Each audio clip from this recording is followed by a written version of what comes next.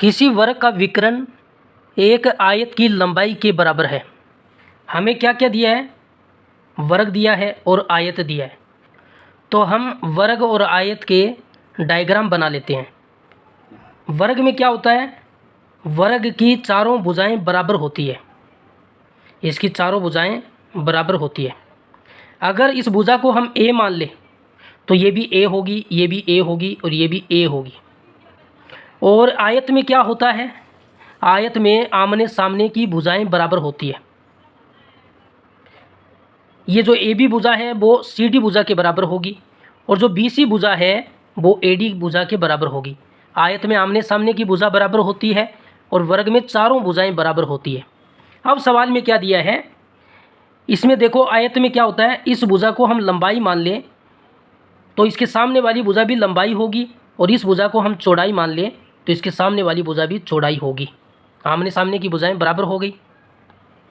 अब हमें सवाल में क्या दिया है, वर्ग का विकर्ण, वर्ग का विकर्ण किसके बराबर है, आयत की लंबाई के बराबर है, आयत की लंबाई।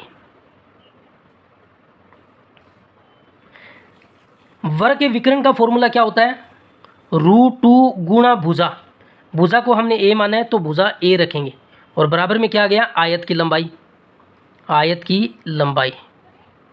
और फिर सवाल में क्या दिया है, और वर्ग की भुजा आयत की चौड़ाई के बराबर है।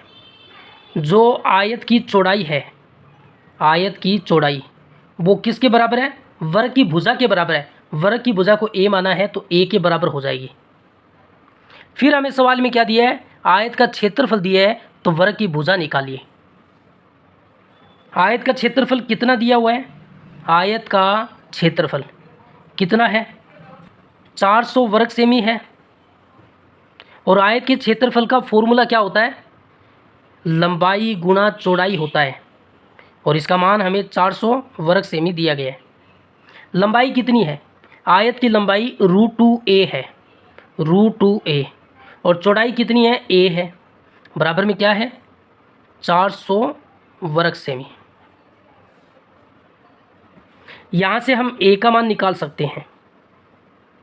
देखो a का a से गुणा करेंगे तो a स्क्वायर होगा, बराबर में है 400 वर्ग सेमी।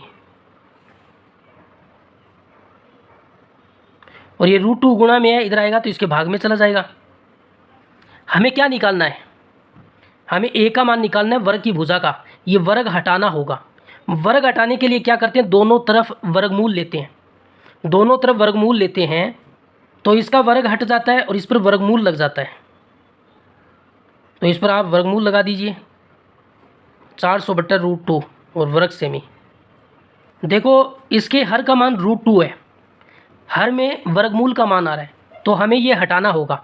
हटाने का तरीका क्या होता है, ऊपर नीचे √2 का गुणा कर दो, ये 400 है, नीचे √2 है, ऊपर भी √2 का गुणा कर दो, नीचे भी √2 का गुणा कर दो और वर्ग सेमी।